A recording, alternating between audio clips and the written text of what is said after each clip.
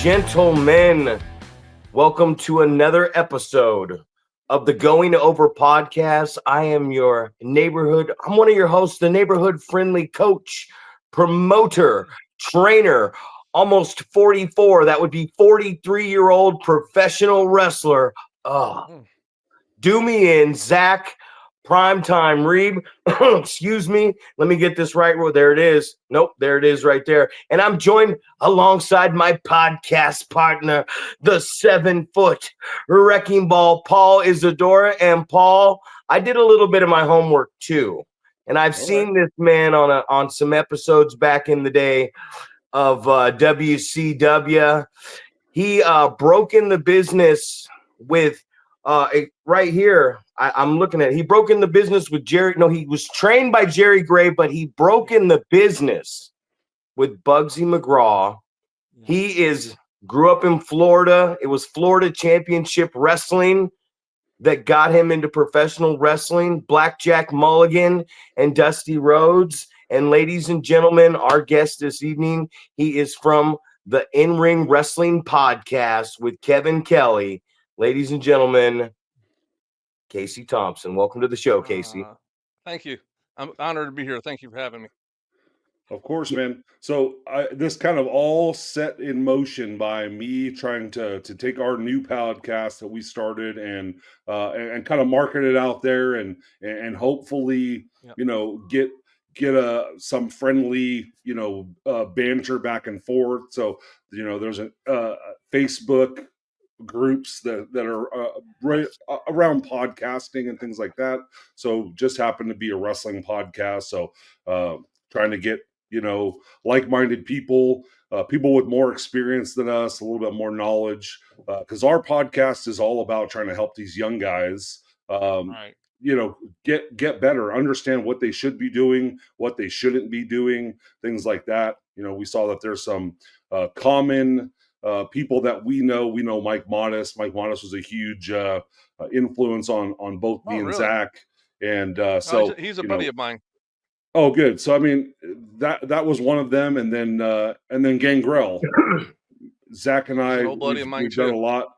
Yeah, we've done a lot of stuff with Gangrel, man, and it's just like the humbleness of Gangrel was the thing that stood out the most. Like I saw him at a independent wrestling show in California, and I was just so surprised on how hard he worked.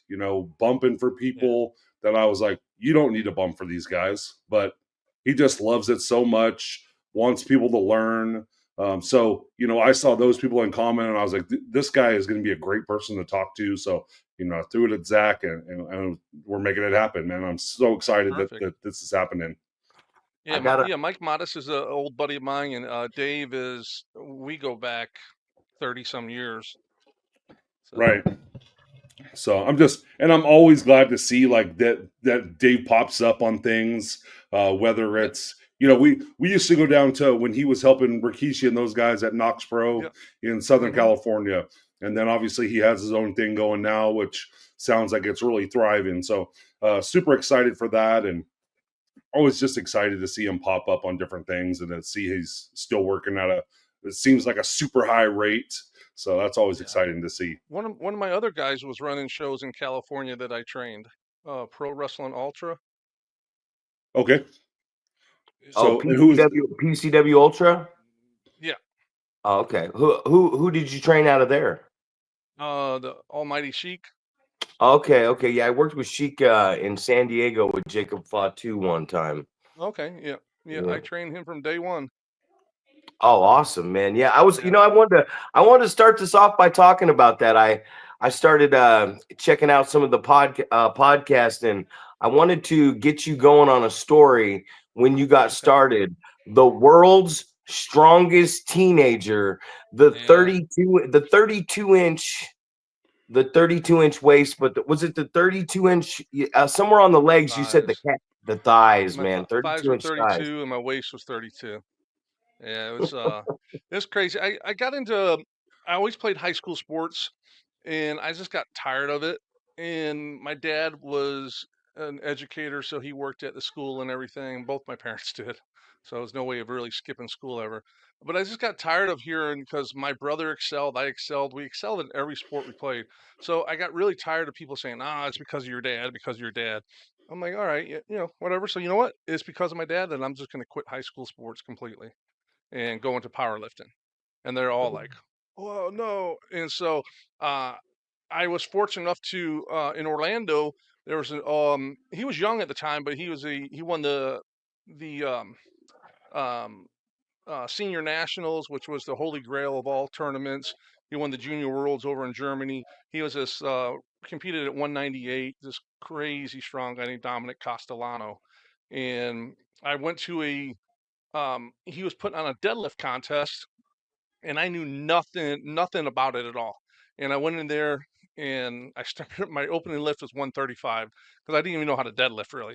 And then my last one, I think I ended it with 390, and I was probably 15, probably I was 181. The weight class was 181, and I almost clean and jerked to 390. And so right after the competition, he's like, "Hey, you ever thought about getting in powerlifting?" I'm like, "Yeah." So we ended up hooking up, and he was my coach, and he was, I mean, world class guys always came into his gym because his gym was an old hardcore gym, no equipment, just all free weights. Only equipment they had was a leg press and leg extension, leg curl. That's it. Nothing. No cardio, no AC, just big platforms. Music blaring, and they put their smelling capsules up your nose, smash your nose. Hit your head against the bar, all the whole everything you would think of. And I just excelled. I was like freakishly strong. So I actually won the teenage nationals.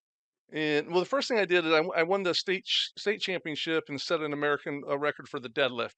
And then, but my weight was naturally going up, and so um, he said we might as well go up to 198. So we went to the teenage nationals at 198, won that, set all the world records, went to the teenage world championships and did the same at 198, won that, and set all the world records again. And so it was cool, to be able to venture out and to succeed. But I always wanted to be a wrestler still. So that's why I left that and said, you know what, I'm helping myself, getting a little better shape, getting bigger, this and that, and transitioned into, like you said, Jerry Gray trained me, and it was right around this. I was still competing at it when I was training, so I was like kind of double dipping. But yeah, I trained for a full year with Jerry before I had my first match. When you talk about that, Casey, because I remember you saying that in one of the podcasts I was checking out at Primetime University. We do a 12-month program, but that 12-month program is 288 hours. I make these guys log in before Nice. they actually make their debut. I mean, you could log that in 6 months if you wanted to. Can you explain real quick, just through your thoughts? I always talk to some of my young students. I got a student who's a high school wrestler. Paul has a student who's a high school wrestler. I tell them the importance, even if they're not into the sports, the amateur wrestling and acting class, to taking advantage of the weightlifting in the weightlifting room after school or during PE or something like that.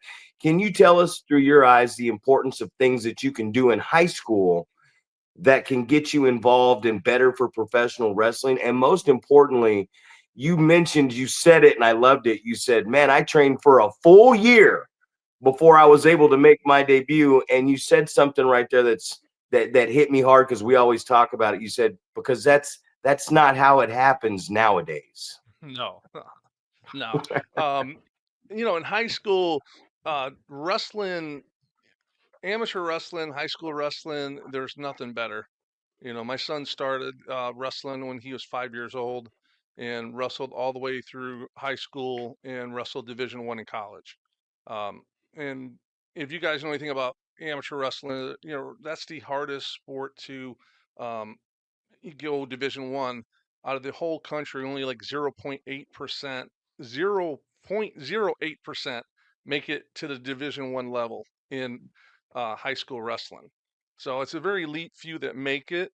But to this day, I see the discipline, from him just from the wrestling. And you look at it used to be amateur wrestlers were hard to train in years back because they're always difficult. They didn't, always wanted to be off your back and stuff like that. But it seems like it, has evolved. But some of the greatest, in our industry were, amateur wrestlers. And so, I mean, that's a good thing. You want to keep yourself in shape. So, take advantage of everything. Gymnastics is a good thing to do. That helps you, especially the landscape of wrestling nowadays. It's not, going to hurt you. But just watch your diet. The wrestling's all about the perception of is the perception what people perceive. If they perceive you as a star, you look like a star. Well, that's half the battle right there. And then you just put in the work to learn how to be, train and learn and, excel and grow in the business, you're going to have it all right there, so, you know, you know, eat right, you know, stay in shape, train, lift, get your cardio in. And you can run 20 miles a week. It's not going to do nothing when you're in an 18 by 18 ring or even a 16 by 16 ring. You're going to die, so you have to learn you just got to learn to be conditioned. When I was at my peak, I could wrestle at the school. I could wrestle 10 guys for 20 minutes each straight and just keep on going and going. You know, they talk about, I had the honor of wrestling, hour-long matches back in my day, which, you don't get much of that anymore. But I wrestled probably 20 or 30 of them over my years of wrestling. And it, takes, you have to have some conditioning to be able to do that, to be able to think when you start getting exhausted, your brain starts shutting down. You can't think what you need to do. You got to think, in wrestling, you want to think 3 or 4 moves ahead and stuff like that. So, yeah, so stay conditioned and be tan, have some color on your body, you know, you know, and it was horrible. I was watching John Cena looked horrible last night. He was so white. I don't know if you guys seen that. I just saw it for a second, and right at the end, and I'm like, "Whoa, you couldn't hit a tanning bed or a spray tan or something?" You know, but Right. it's John Or Cena, shave so he his can get head, away with it. or What's shave his that? head, or shave his Yeah, head. I think it's about time the guy shaves his head. yeah, I saw that. I've been seeing that for a while, and I was thinking last night I actually looked and I said, "Okay, wouldn't you think someone that has that kind of money would just get some implants or something and cover it up?" But I don't know. I'll have to ask him next time I run into him. It's a different ball. It's a different ball game now. Is one of the things. And you talked about those 60-minute matches. For me personally, uh, I would rather wrestle a longer match than a shorter match. I feel like I'm gonna if I'm in there for 7 minutes. I feel like the amount of stuff that somebody's gonna want to try, and I use the word try at 43 because there's not going to be a lot going on. You're not going to come in the locker room with me and go, man, I'm going to pick you up high. You're because that's the first thing that goes is that high school boy bump. The high school boy bump's the Yeah, first thing that was very deterrent to me when I was like, hey, man, I don't know if I'm going up for that. But yeah, the crowd psychology, the selling, the longer that I'm in there, the longer and the slower I go, the more opportunities as I sell, whether I'm the baby or the heel, the more opportunities I have to get that sympathy from the audience.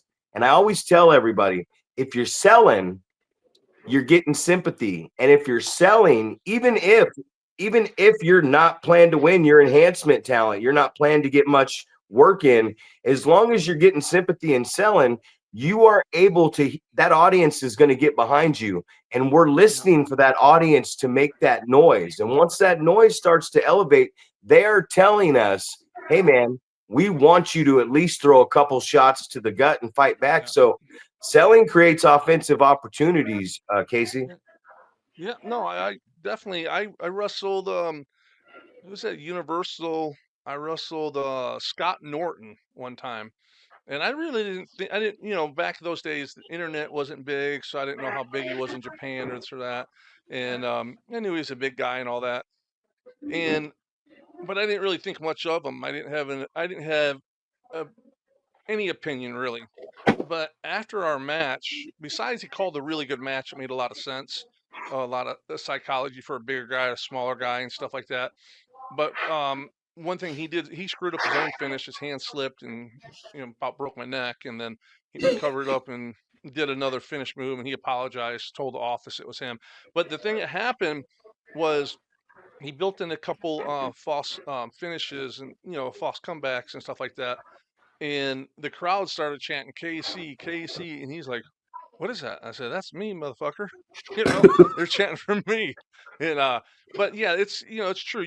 And when if I could if I was wrestling babyface and I had my chance to pick where I want to be on the crowd, on the position on the card, I always wanted to be the match before intermission as a babyface, because like you're talking about, you sell, you get sympathy.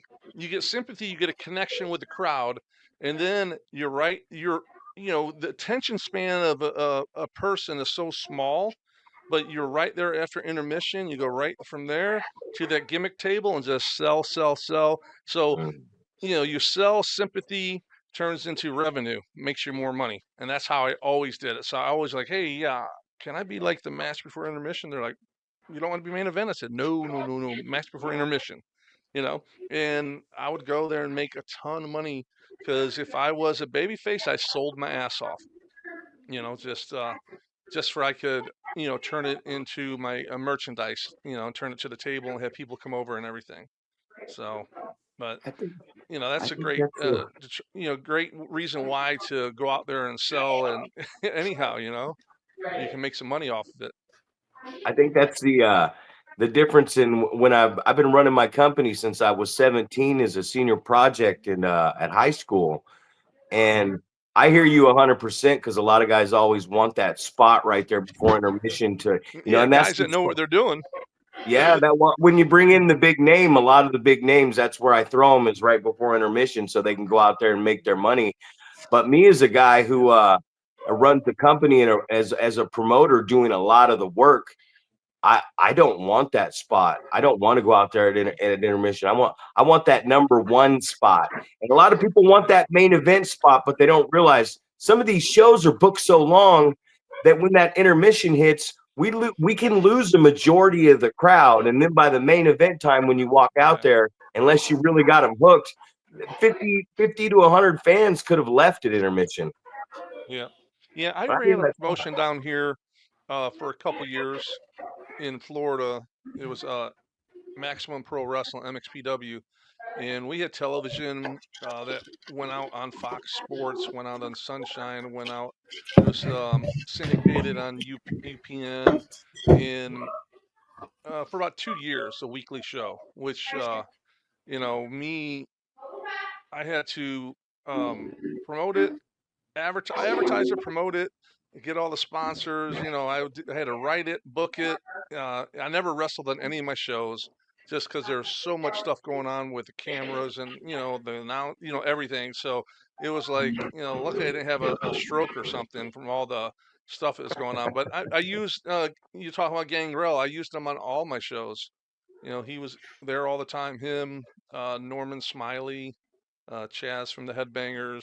Prior to that, I had literally everyone from Dusty to Barry, all the way down the who's who of anyone. D'Lo Brown was my original partner in the company with an investor, and then D'Lo bounced out, and I just downsized it and reformatted it to, because our budgets were so high that there was no chance of ever making any money back. And I'm like, okay, I don't want to just do this. I want to make a little money. So let's cut it back. And if I call someone, they're like, yeah, I want $2,000. That's not. Are you going to draw me $2,000 on my gate? If you want to guarantee that, I'll book you. Otherwise, I'll pay you this. And they're like, chances are I knew a lot of the guys, so they would always, take care of me anyhow. But those guys, high ticket guys, I'm like, oh, you gotta bring that in, and then we'll talk. Of course, I think there's so many people that are like that they think, oh, well, I'm worth this much money, but they don't look at it in the promoter's eyes as this is a business, right? It's a wrestling business, so I'm trying to make some money at this. So they don't understand, like, this is what I'm trying to ask for because I want to get paid this much. But then when you ask them that question of, are you going to sell me that many tickets? They have no idea, and I've told a story on our podcast about somebody that did that to me. Was like, hey, there's people in this specific town that you guys are running in 4 weeks from now. They want to see me wrestle. And I said, hey, perfect, man. That sounds great. Here's what I'll do. Every ticket that you sell in that town, I'll give you the proceeds from it, and that'll be your payout, right?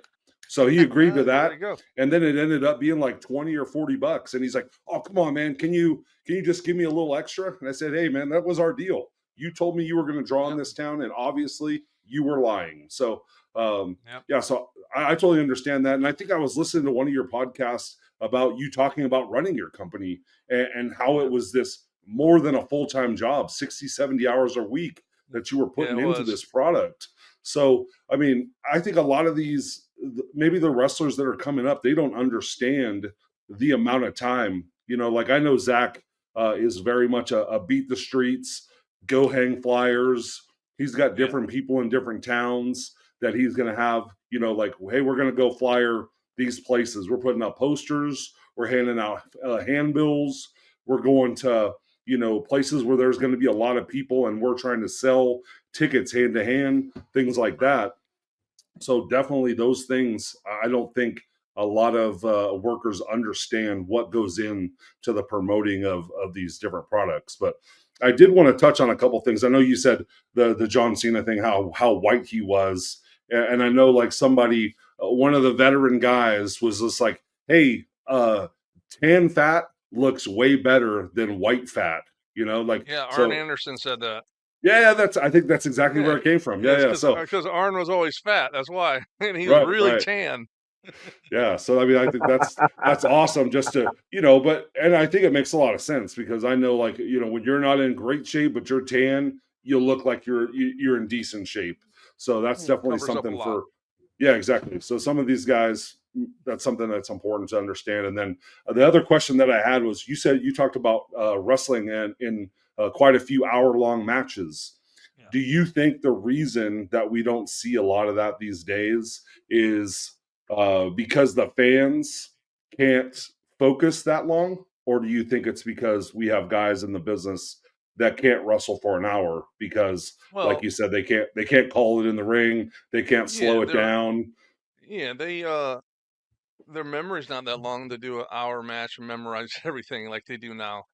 Our matches were like a lot of times when I wrestled, especially at the beginning, a lot of times I'd go to a building and I didn't even see the guy I was wrestling. The referee would come and say, "Hey, you're wrestling such and such. Here's the finish." I'm like, "Okay." And we get in the ring and we just call it. I was over in a tour over in South America, we're over in Peru, and I'd been there a bunch of times in wrestling, and so I went there, and we're up we started off in Lima, and then we flew over in Machu Picchu into a place called Arequipa, and so I looked at it, and the ring was like really high off the ground. And I was like, that's a little higher. So I'd always like to just hit the ropes for just a second, just to see the feel of the ring, see if there's any dead spots, stuff like that. And I always hit the ropes really hard. And I hit it, and I heard crack, and I'm like, oh shit. And I'm like just tucked, and I'm just all right. I'm rolling, and I went through the ropes, took out about 4 or 5 rows of chairs, and the ropes are on my back. And I looked, and I said, "Oh boy!" And they start rolling out of the way because the pole started coming right at me, and it just snapped the pole in half at the base of the mat. So they welded it back on and said, "All right, the whole tour, you can't use the ropes." And those guys were like, "Oh my God, oh, what do I do?" I'm like, "Just call it in the ring. Just chain wrestle. You can do all kinds of stuff." And actually, Lita was on that tour before she made it there. She was freaking out. I said, we talked for a while, and I'm like, "You'll be fine. Just this, that." And she said, "Okay, okay." And we made it through the tour.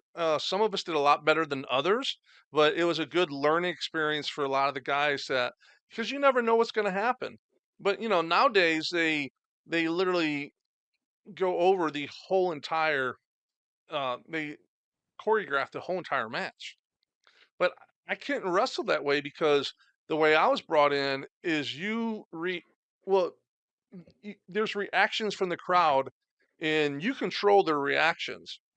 So when I call the match, I always called it formatted like you're on a roller coaster is how I did it, where it went ups and down and swerves, and you thought you were going up, get down, it stopped, and then you went again, and then you dropped.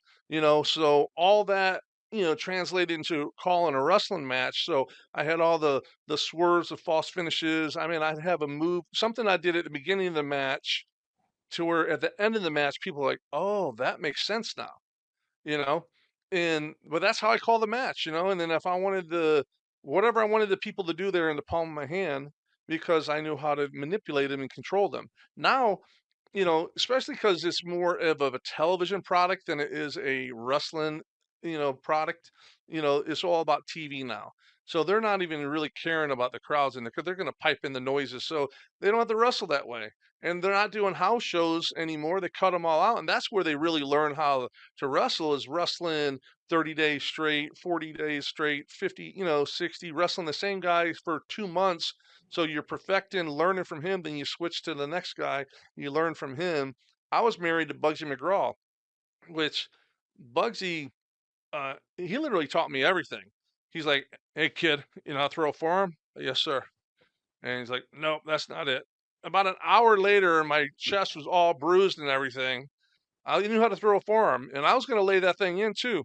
I mean, I wrestled really, really tight, and I laid stuff in. I protected you in the right places, but if it was a spot where I could lay it in, I'm going to lay you in and hit you as hard as I can. If I'm throwing a forearm, I'm throwing a chop, anything like that. If I drop kick you, I'm going to tear your head off if you don't go with it.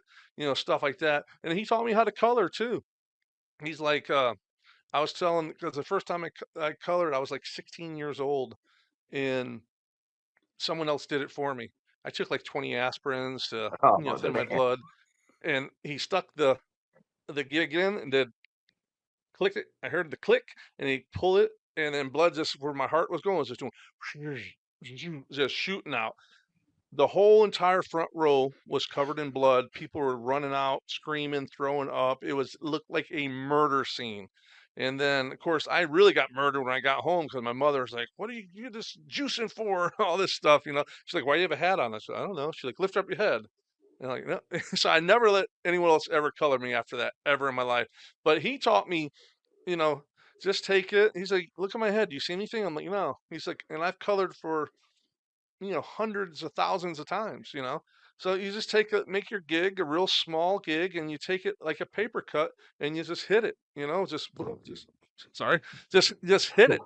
And I would color in the middle of the bump as I'm bumping, boom. And another thing he taught me is, he says, when you sell a punch, you sell the punch the same way, like, oh, even if you sell like this, because then when you color like that, it's going to look like you're just selling. So a lot of stuff I learned from him. I was really fortunate to have him break me into business.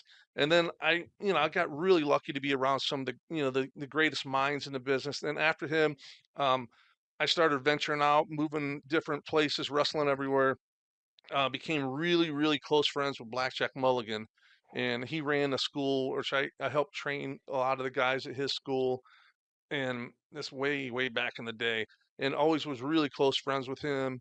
And then I ended up becoming like best friends with Kevin Sullivan, which, one of the greatest minds ever in the business. And I spent time, going down to his place in Isla Morada. Um, he had a guest house there. I'd stay there for the weekend and go hang out and drive to shows. And I'm driving 2 hours out of my way. But the lesson you got, the education you got on that road trip, was priceless. Just sitting there listening, about the old territory days, and learning the psychology of the business, and why, with Blackjack, he's like, "Oh, us old timers know how to draw a house and get people in there that other promoters don't know how to do." And he would, teach me stuff like that. I mean, it was amazing, the stuff I learned. And we have down here in Florida, we have a Legends lunch every like 6 weeks or so. And they moved it to a Saturday, so I mean everyone goes to it. And my buddy Bob Cook is real involved with that. He's involved with the Cauliflower Alley Club with Brian Blair. And he's like, "Hey, aren't you up there by Bugsy?" I said, "I don't know. Where's he at?" He's like, "Daytona." He's like 2 hours away, north of me. And I'm like, he's like, "Would you pick him up?" Because he's 80 years old. I said, "Yeah, absolutely. I'd pick him up."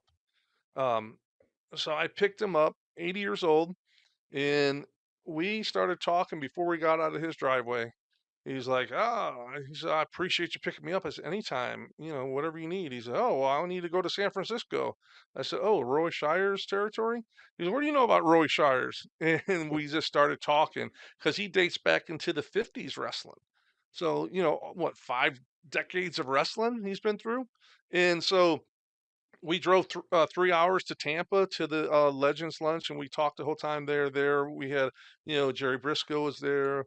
I actually was talking to Haku about my toughest list and everything, and he quickly educated me that the toughest guy, in his opinion, was Dick Slater.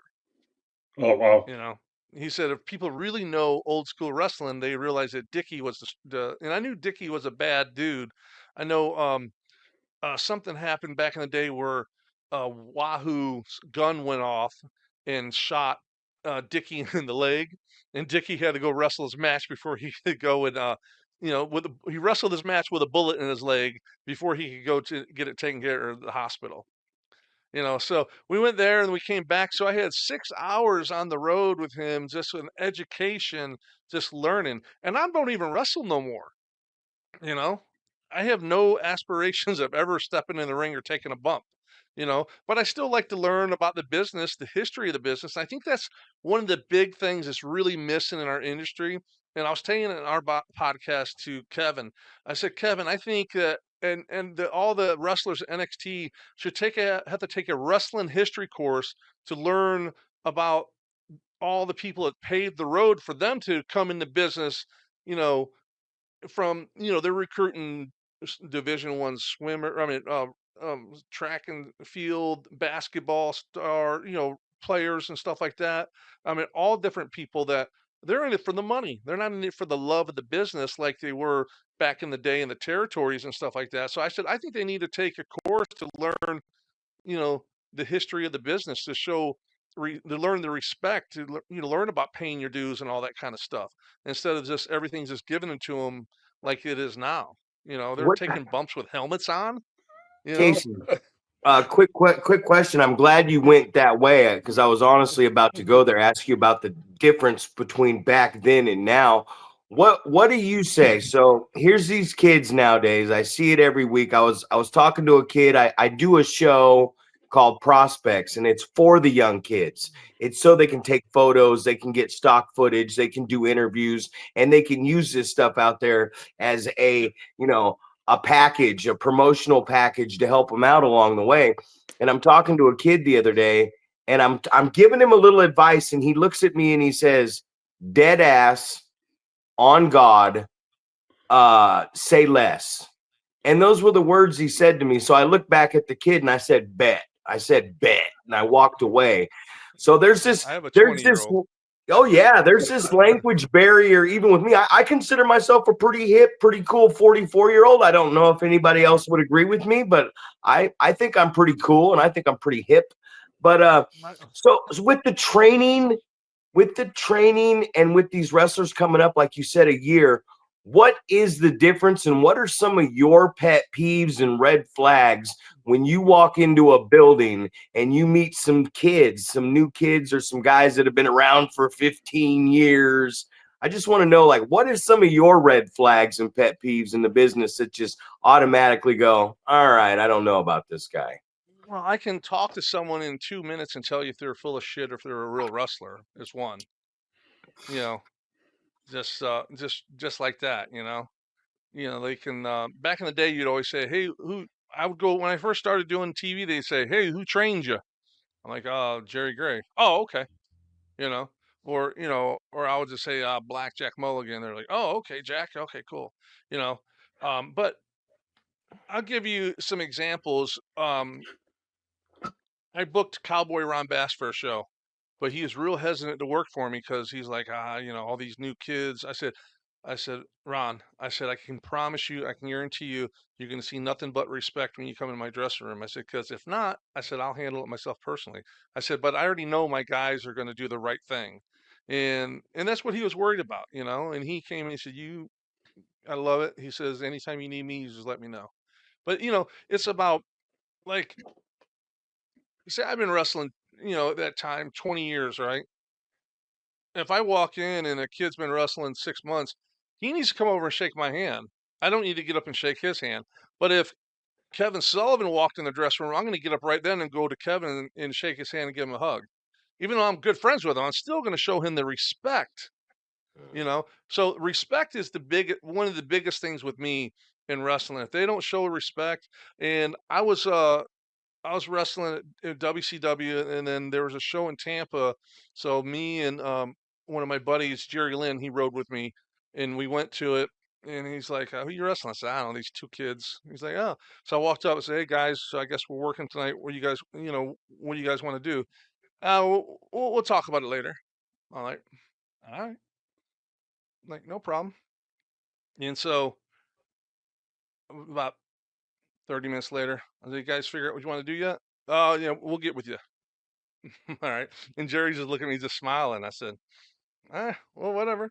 So I said, all right, well, you know what? I'm just going to just beat their asses. He's like, serious? I said, oh, yeah.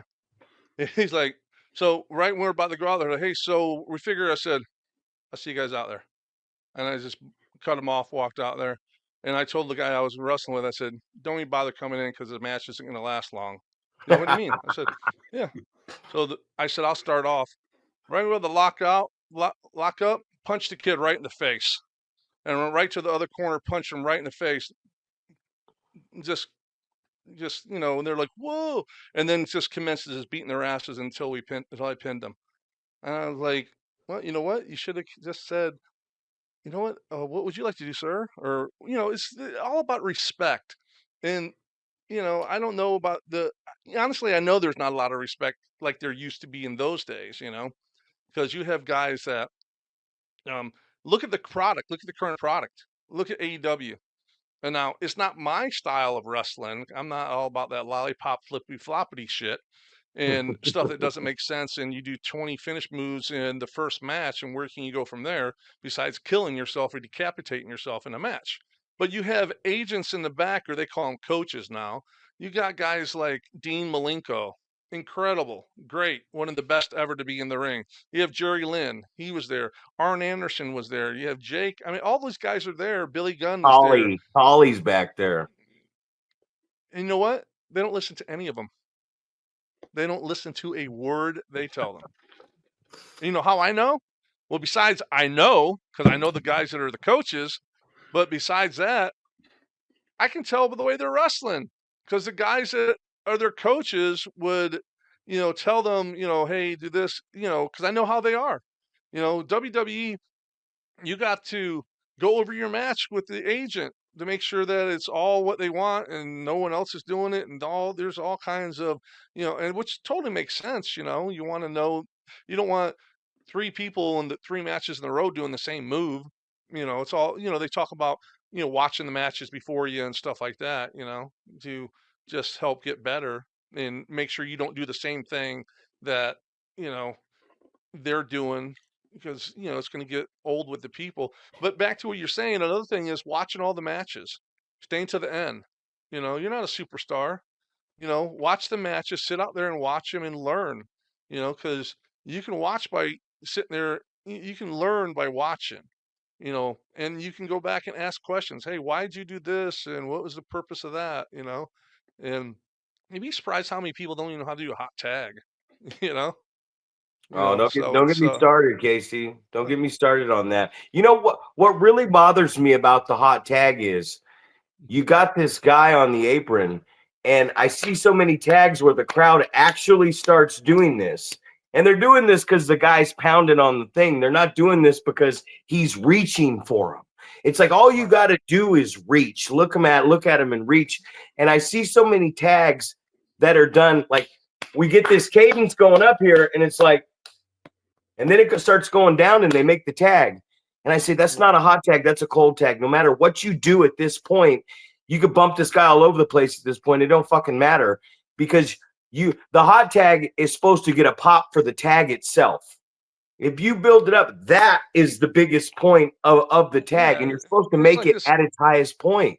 Yeah, it's like the same Got me thing with going, man. A false comeback. You build them up and you let them come back down, and you start your false comeback. No, you start the false. They're like, all right, let's go. I'm like, no, wait, and then the people get up. Now let's go. And another thing I'm real big about is on your comeback, don't go for a pinfall. Because what you're doing, you got the people up, you got fire, you're going, you're bumping them all over the place. I'm going to go for cover 1-2, they kick out, so you just take from here and all the way down, you lost them. That's just my own personal pet peeve that I can't stand, which everyone still does, but I think it's stupid. It doesn't make sense. I was all about making sense in the way I wrestle to make it look real, the realism of it, you know. So you don't just shoot someone off, you got to give them a couple flippers, to give them a reason why to break that headlock to shoot them off, even though shooting someone off and waiting for them to come and tackle you is kind of stupid anyhow, but hey, that's fine. Well, I always tell everybody when you're down the rope and you're getting whipped off, guys are turning around and they're throwing their hands out.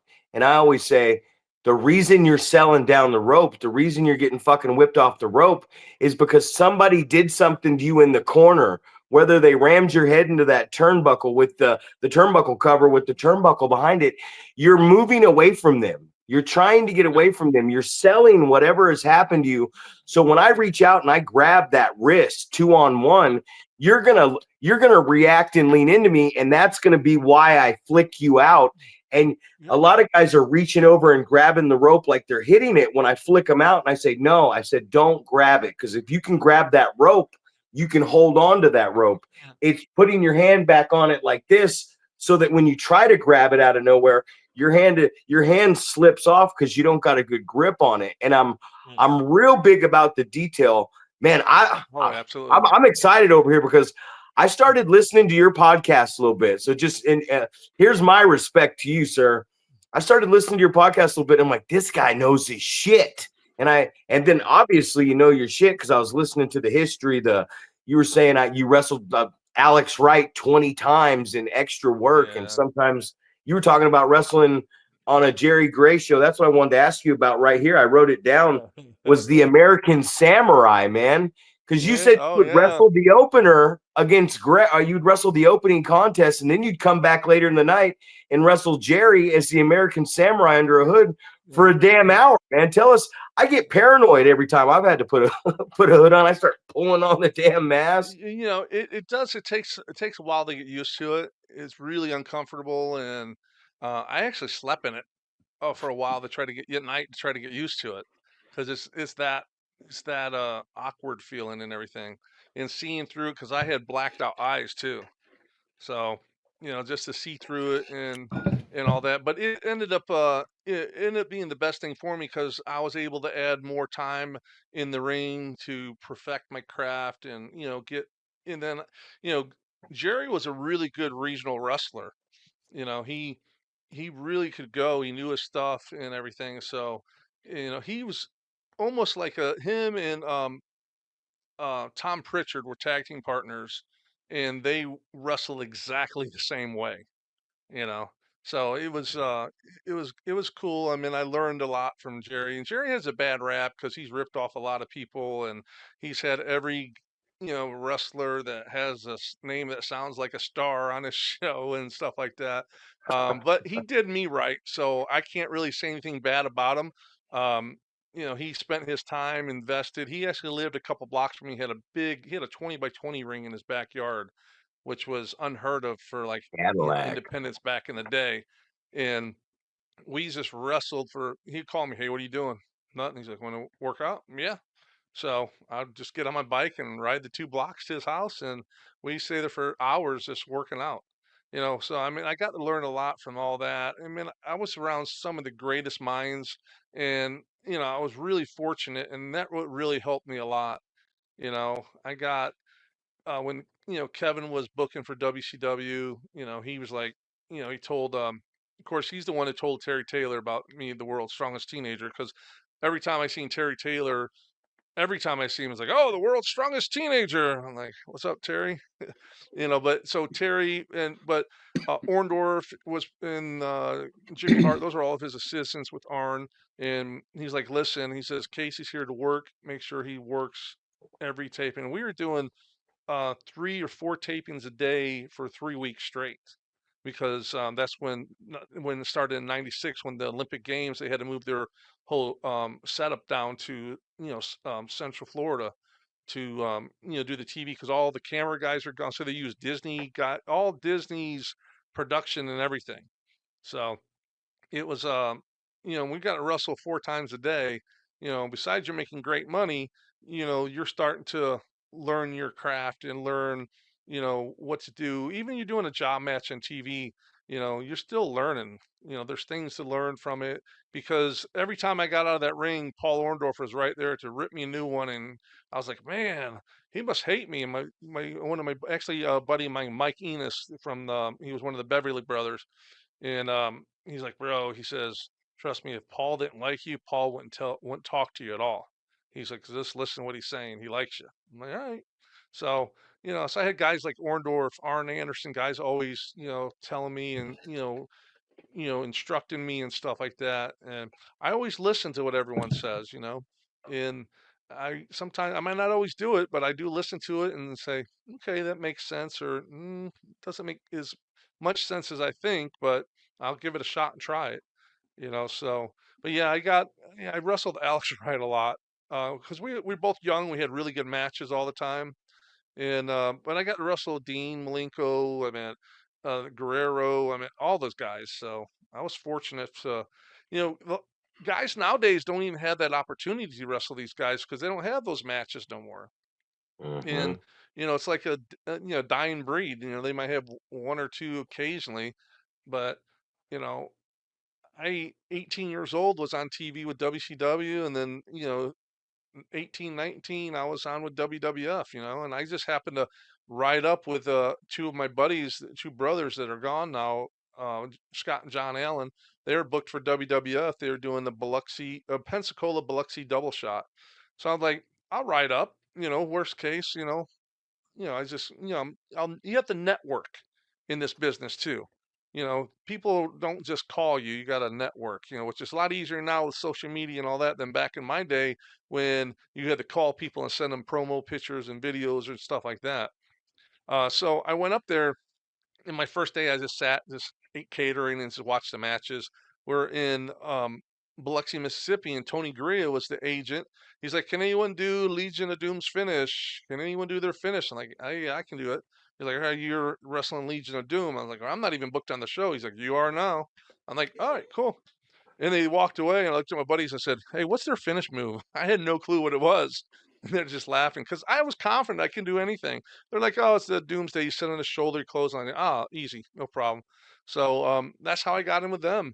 And I did actually, they said just, Joe, animals, I guess I'm going to go under your head like we're playing chicken in the pool, and I'm going to give you an Iggy on your calf. So this, and then when I Iggy your calf, just do a calf raise, which helps pop me up on his shoulders. He says, and then Hawk come off the top with a clothesline. He said, we'll do everything for you. They push your legs up and all that.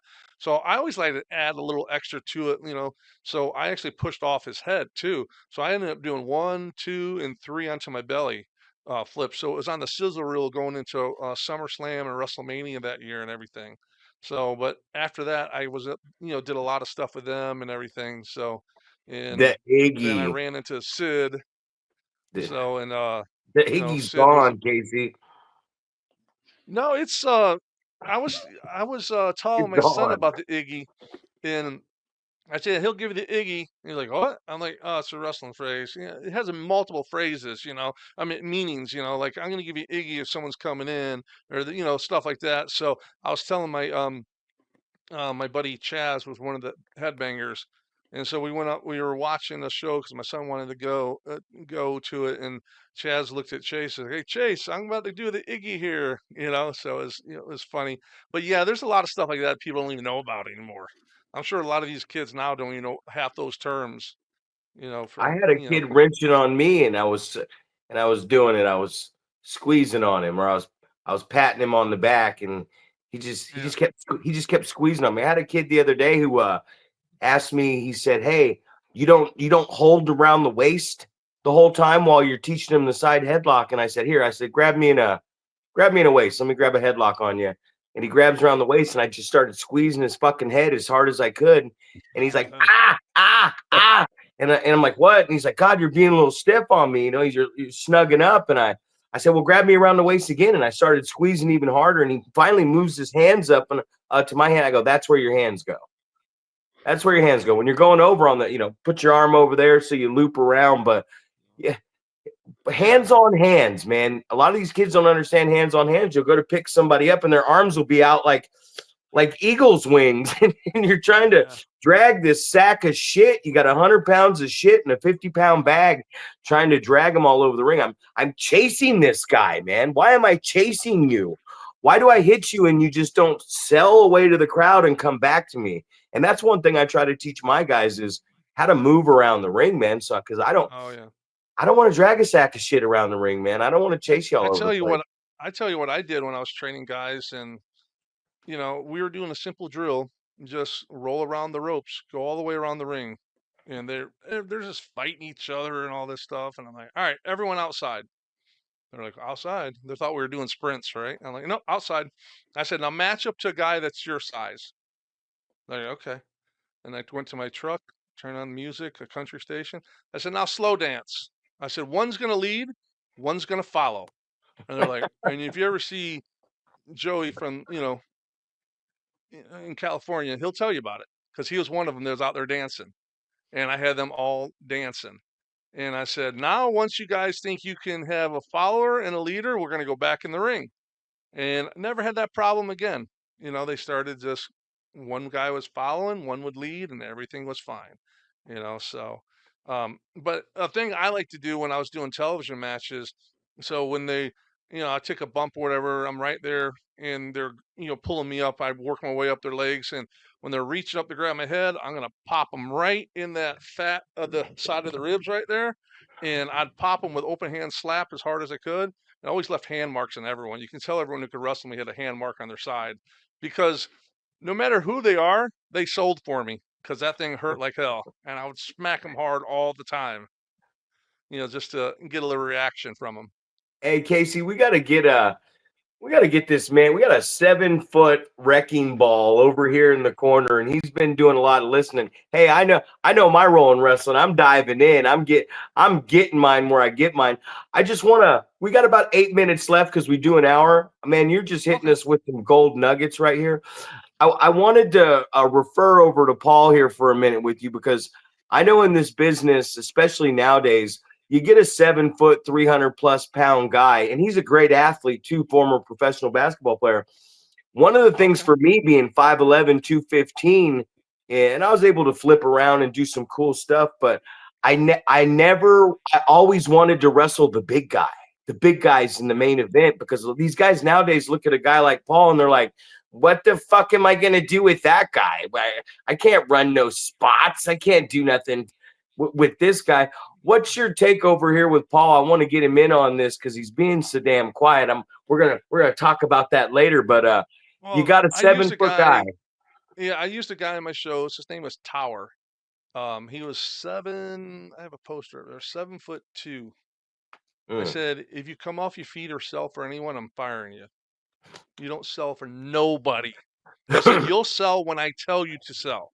I said, until then, sell everything. And I said, you can go down your knee. I said, you're not taking a bump. You go down your knee, you work your way, you keep fighting yourself back up. You never go. Well, that's a big thing Blackjack always taught me was like the big guys, sell to your knee, use the ropes, work yourself back up. So, and he wanted to go out there and do flippity floppy, this and that. I said, you're 7 foot tall. You don't do that. You're a monster. You wrestle like a monster. That's what your attraction is. You're a big guy. So you wrestle like you're a big guy. Those guys have to adapt to your style of wrestling. And that's what you got to tell them. You're like, no, we're not doing that. And you just say, no, I'm not doing it. Oh, we're going to do this, that. Nope, I'm not going to do it. I'm not coming off my feet. And you want to make me, but they're going to listen. And you can set up a match and have a great match. where there's a lot of psychology in it without even coming off your feet. You go down to a knee, work your way back up. So, and the funny thing is, he said he got hired in a developmental, and went up to Stanford to train with Tom Pritchard, and they're like, "Kid, don't go off your feet." He's like, a guy I used to wrestle for told me that all the time. And he said, if I ever come off my feet, he's going to fire me. He's like, well, you should have listened to that guy because he knew what he was talking about. Yeah, so, it's you're a big guy. You got to utilize what you have. Even though you can do the stuff, you don't have to do the stuff. I'll give you a good example. How many moves does Kevin Nash have? 4? Very few. Yeah. And that's how you got to treat it. He was a big guy, might not have the 5-star matches, but you're going to have a great solid match that people are going to remember. Sometimes the best matches on the card that the boys, you're jerking the curtain and people are like, you're popping the boys, but sometimes it's that hard hitting match that, does everyone know that wrestling's a work and it's, predetermined and all this stuff? Yeah. But, when you can change just one or two people thinking, you know what? That stuff's all fake. With that big Paul guy, that big old dude, I don't know, man. I think he was really lighting that guy up. He was hurting him. That's the mentality. That's the mindset you want to have that, they have to adapt to the way you're going to do it. You're not taking bumps for all these people. You're going to wrestle a 19-year-old kid that's like 5'8" and 170 pounds, and you're going to take hurricanranas and all that shit from him? Hell no. I ain't doing that. I'm cutting you off. And you know what? If you're the heel, you're just going to keep on feeding him false comebacks and keep cutting him off, and beating him down. It's easy. Absolutely. I like to try to just I'm going to basically cause myself, overconfidence or whatever to miss something, or it's never going to be somebody taking me off my feet or somebody giving me some sort of move. It's going to be my fault because I'm overconfident. I do something and miss or whatever it is. And always I'm thinking like building to taking that one big bump at the end, right? How much more does that mean versus if I'm trying to bump around, right? Coming off my feet on a regular basis, rather than making the guy slowly chop me down to the point where now something happens where it would just mean so much more. So definitely having that mindset of, let's make this look realistic, right?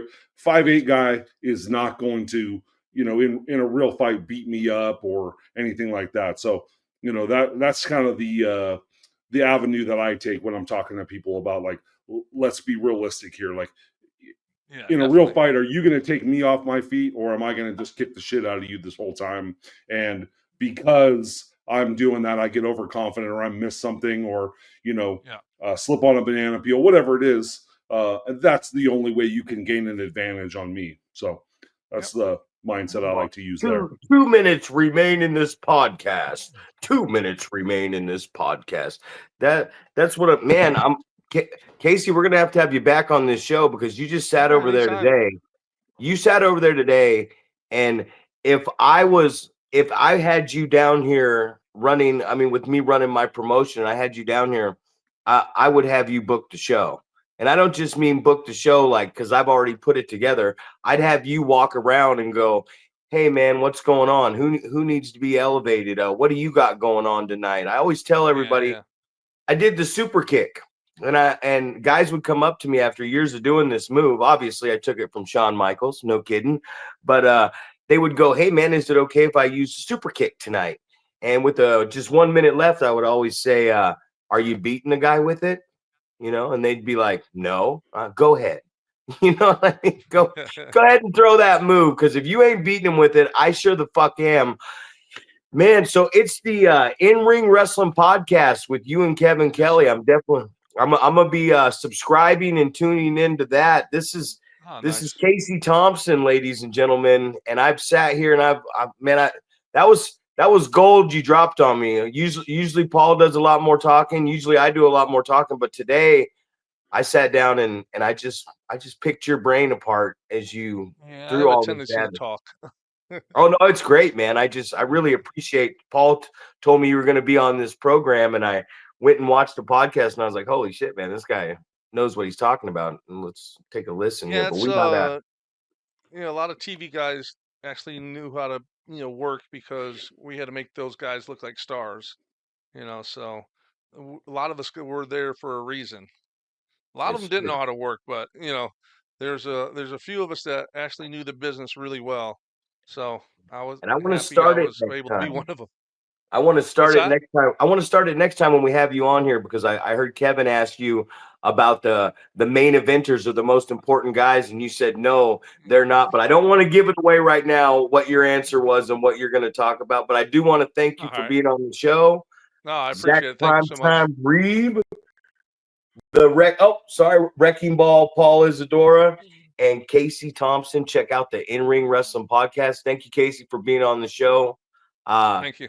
Beautiful to the ears today, sir, and you have a wonderful day. Appreciate it. Thank you.